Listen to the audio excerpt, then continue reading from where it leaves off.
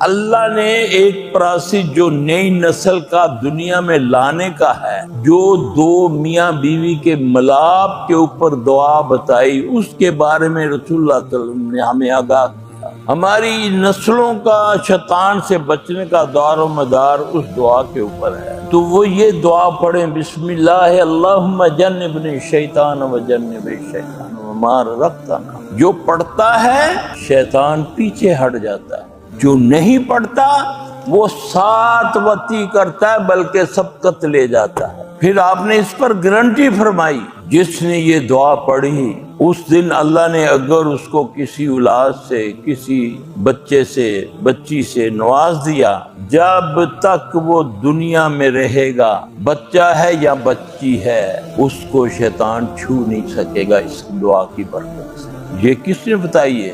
محمد صلی اللہ علیہ وسلم۔ میں نے